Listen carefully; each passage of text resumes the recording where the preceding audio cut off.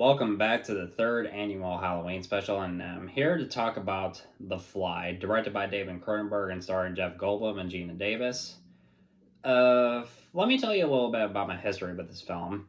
Now, honestly, I haven't really watched the movie until earlier this year, but I was aware of it at the time. I remember right around the time I must have been 13 or 14 years old. I saw my mom playing a movie trivia game, and then I see a poster of the movie that she guessed, and it turned out to be The Fly. And I was like, this looks like an interesting movie. And for years, I have tried to look for it, and I tried to look for it in various other different stores, but right around earlier this year, right around the time when I was starting to collect Blu-rays and VHSs on eBay, thankfully, I found a copy of The Fly. I gave it a watch, and I'm like, damn, this is a pretty good movie. Mostly when it comes to the performances from both Jeff Goldblum and Geena Davis, they are really good, and they have really good chemistry, and I'm guessing that's no surprise considering at the time they were a couple in real life for a short while. I mean, at least a few years.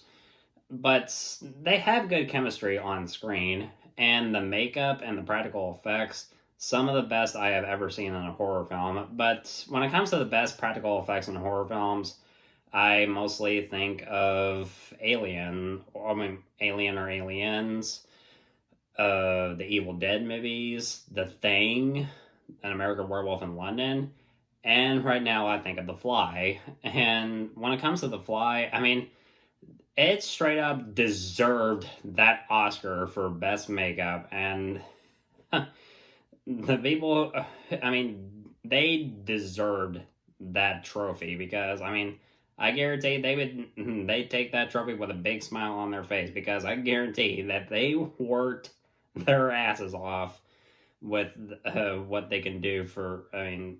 Especially what Jeff Goldblum had to do with all the makeup is just, especially in the one scene where he is just struggling to walk, and right around close to the climax, especially how his skin is slowly deteriorating, and when it leads up to the final transformation, of course the final transformation turns out to be a puppet, but how it leads up to the final transformation, it's pretty grotesque, honestly.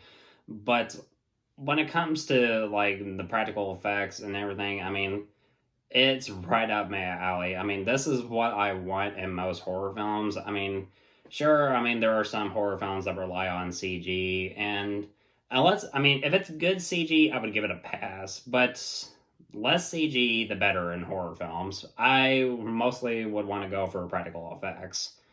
And when it comes to the performances, like I said, from Jeff Goldblum and Geena Davis, they have good chemistry.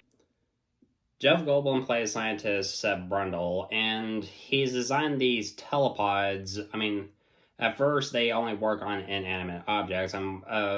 The scene where he tests, when he tries to test it on living things, first with a baboon, his first try with it, of course goes wrong, and the bamboo turns inside out. It was pretty grotesque for me. I'm pretty sure that most of you are aware of one controversial deleted scene where it was right around, it was supposed to, this was even shown in the theatrical trailer. It was when Seth's skin slowly it's still deteriorating, so he tries to, so he merges a baboon and a cat together. When they come out of the telepod, they attack him, and he ends up putting it out of his misery by smashing it with a crowbar. it was controversial, and I can see why they chose to delete it from the film, because it would have pissed off a lot of audiences at the time. And I'm glad it was deleted because, I mean, I'm an animal lover. I have been an animal lover my entire life, and um, I'm not really fond of like animals dying on screen, but I mean, especially in the beginning of John Wick, where his beagle puppy Daisy gets killed. But I mean, it's enough to get us pissed off. But we want to see John Wick just straight up murder the shit out of those guys, and he does. And I'm like, yes, just tear these motherfuckers apart. and I love every minute that he does it. So anyway, back on to the plot. So when he finally tests the telepods with a second baboon, it works. So he decides to test it on himself, unaware that a housefly is with him. So after the teleportation, he seems normal, but he also gains his physical abilities have been altered, like such as his strength and agility, and for some reason he's always horny. I guess I guess his hormones went through the roof after his teleportation. I mean, that's the best way that I can describe it. And when it comes to Geena Davis's character Veronica, like I said, her and Seth, who's played by Jeff Goldblum. I mean, like I said, they have great chemistry together. I mean, like I said, they were a couple in real life for a short while in the 80s. And she then discovers that something obviously went wrong when Seth teleported himself. And I like the scene where he's looking at himself in the mirror and he notices that his fingernails are beginning to fall off. If you see my promo photo, with me looking at my fingers like this, I figured that would be the perfect pose that would immediately set the tone for what I'm about to talk about in this review. When it comes to David Cronenberg's direction for horror films, he mostly adds like a large amount of body horror into his films, which I kind of believe was his thing. I never really paid much attention to David Cronenberg's work other than The Fly, but his direction is spot on throughout the film. There's a few good suspenseful moments throughout the film. My favorite suspenseful moment in the film is when Seth goes to a bar to have a woman to also have sex with. So he arm wrestles with a guy, and he causes his opponent to have a compound fracture, and it's the most suspenseful scene in the film. And I like how they build up on that, and the score. I mean, the film has a great score by Howard Shore, and I love there's certain tracks that I really like. I can't really decide which one really is my favorite.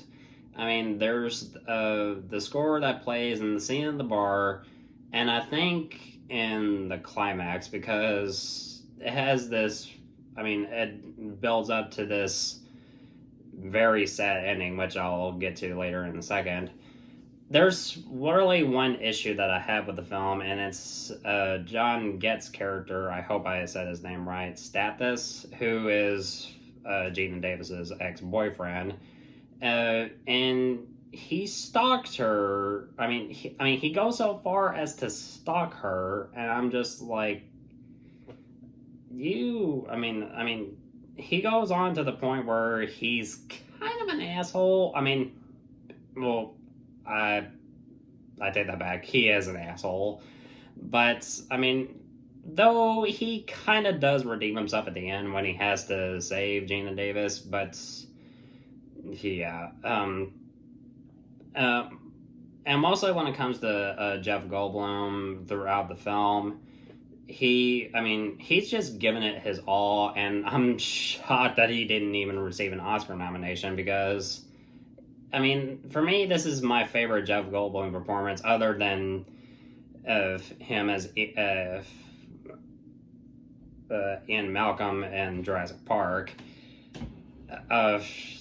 Because, I mean, that's near that level of Jeff Goldblum, but, I mean, it's just, I mean, it's almost like the Goldblum that I need, because I love Jeff Goldblum ever since Jurassic Park, and I think this is probably the best performance in his entire career. So every scene that shows Jeff Goldblum, like, showing his skin, like, slowly deteriorating, because the filmmakers wanted Jeff Goldblum's character to have this grotesque and cancerous look, because it was mostly a metaphor for the aging process, because he begins to lose like various body parts. I mean, when he sees Geena Davis for the first time in weeks, I mean that's when he discovers that he has merged with a fly on a genetic level. We get this grossed out scene where he like pukes on like a donut or something, and then his ear falls off. And I mean, there are some scenes that I can probably see can gross out like some people, but I mean, it was mostly what David Cronenberg was going for. And there's even a scene where Jeff Goldblum like dissolves John Getz in with acid, and that's not enough. He does the same thing with his leg. It's just Jesus Christ. The film does have a low budget and it shows, but given what it can, I mean, it does what it can do on a low budget, and that's something that I do respect for certain horror films. And this one, there's just so much that I can say about The Fly, but I mean, I definitely like it a lot better than the 58 version. I mean, for me, I think the 58 version was a little bit silly, because, I mean, when you have a scientist transformed into a fly, I mean, you can see him having a fly's head and a hand. I mean, just like, in the 80s, I mean, I guarantee that a lot of people back then would have found that very funny, and they would just spend every second in the theater just laughing their asses off. I guarantee that would have happened if they decided to go that way, but I'm glad that they didn't, because it just would not have worked. But given what they can do for this film, it's pretty good. And it also, I mean, the film also has like, like I said, I love the chemistry between Geena Davis and Jeff Goldblum. There's this really heartbreaking scene where she finds out that she's pregnant and she doesn't know what to do, and this very disturbing scene where she dreams that she is giving birth to a larva sac and she wants an abortion, but we see Jeff Goldblum in this like monstrous form, and he doesn't want Geena Davis to have an abortion, because he believes that the baby will be, as like the last remnant of his humanity, and how everything builds up to the end where he is in his final fly form, and when he tries to make Geena Davis go into one telepod, because he's trying to merge him and Geena Davis together so he can be human again, and of course John Getz saves her. And the last few minutes are very heartbreaking, where the creature silently begs Geena to end his misery, and she takes the shotgun and blows his head to pieces, and that's how the movie ends. I mean, and it had the balls to end like that, because I'm pretty sure that like some people can be aware of like the original ending, which I think is, couldn't possibly make a whole lot of sense, and they even go so far as to show a baby with wings. And I guarantee that would have been silly if they decided to go that route, but thankfully they didn't do that. So when it comes to The Fly, it's a really great horror film, and it's one of the best from the 80s. I mean, sure, there are some effects that don't really hold up, but when it comes to, like, the best in terms of practical effects, they hold up extremely well. And John Getz' character, I don't really think is really, really good. But nevertheless, I think it's a very unique horror film, and I'm going to give The Fly an A-.